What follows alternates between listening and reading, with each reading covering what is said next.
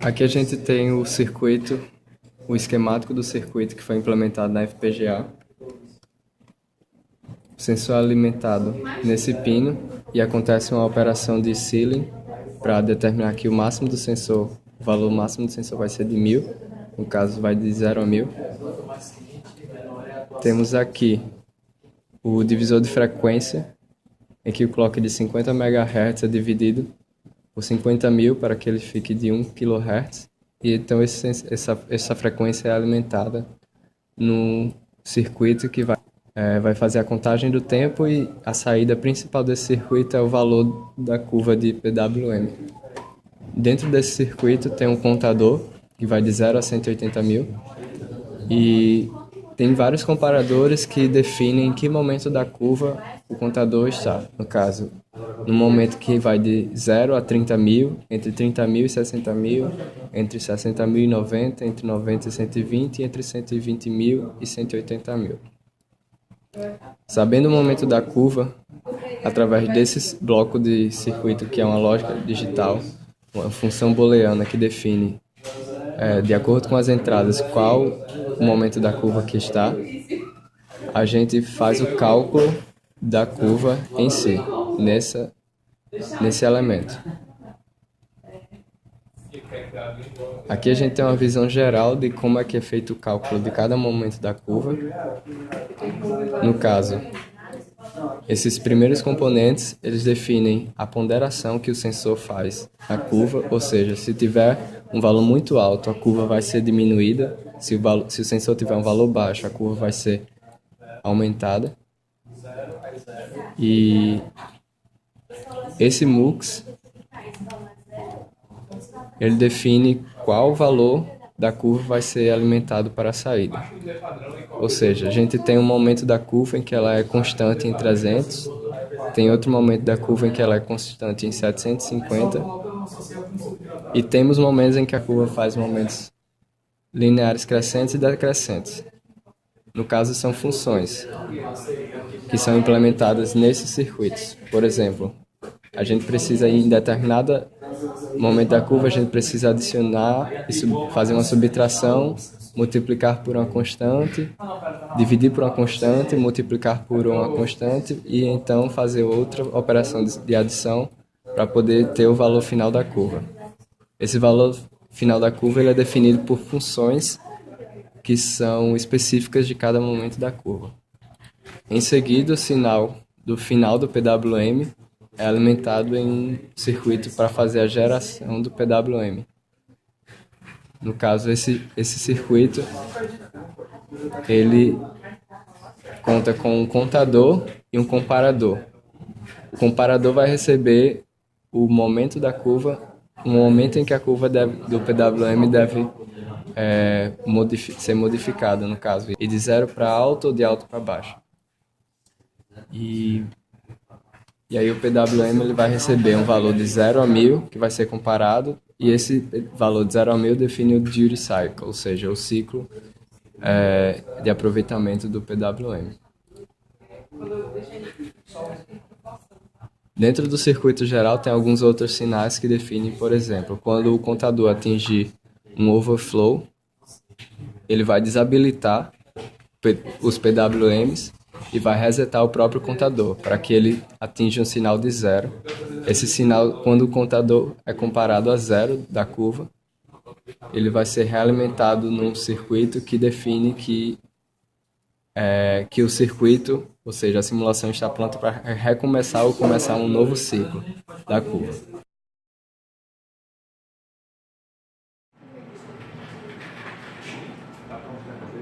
Isso aqui é um sistema que simula um circuito de secagem industrial, em que simula o ventilador da secagem industrial. Esse sistema ele vai seguir uma curva pré-definida que vai ser alimentada. Essa curva vai ser alimentada aqui nesse secador para simular a velocidade do circuito do ventilador de secagem industrial. Iniciando aqui, a gente vê o LED que mostra que o circuito está funcionando. E esses LEDs aqui, ele mostra o PWM que está sendo, o crescimento do PWM que está sendo alimentado no ventilador. Esse LED aqui mostra, é alimentado pelo PWM do ventilador também, e é possível ver que o brilho dele está aumentando com o passar do tempo. Nesse momento a curva chegou em um estágio constante e o cooler ele começa a girar. A gente tem aqui a simulação de um sensor de luminosidade que é feita a partir desses switches que vão ponderando a curva que é alimentada para o cooler. No caso, eu estou aumentando o valor do sensor e a curva ela vai sendo diminuída. Vocês podem ver que o brilho do LED do PWM diminuiu, enquanto esse brilho do LED do sensor aumentou.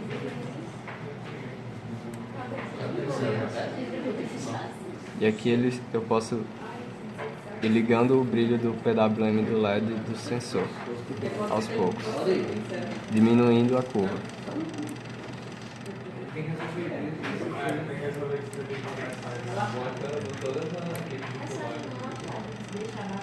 É só deixar fazer um corte. Assim, a gente vê lá pra muito o PWM é alimentado através de um pino de GPIO para um circuito de proteção que faz um isolamento óptico. E esse isolamento óptico é responsável por isolar o circuito e assim permitir que a corrente passe de forma isolada diretamente para o cooler. Agora na curva, a gente pode ver que está num momento de decaimento, que é o momento final da curva, em que o valor do PWM está diminuindo aos poucos e o cooler está tendo a velocidade diminuída também, gradativamente. Aí isso explica, aí tipo, esse exemplo aqui, ele desligado. E esse aqui tem um negócio de ajuda anteriores, aqui. Eles até conseguiram no mesmo ponto?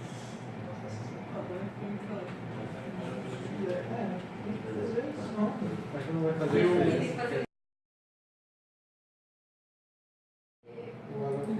Pode. Aí a seca vai ser A menos o final. Então, conforme... Não, desculpa. Tem só final em cima. Aí embaixo. Então, conforme o final aumenta, conforme a aumenta que é a entrada, o valor final vai diminuir. Só que eu acabei que você tem que considerar que depois você tem que filtrar e tudo para só para não ter um salto lá. Ele não sabe.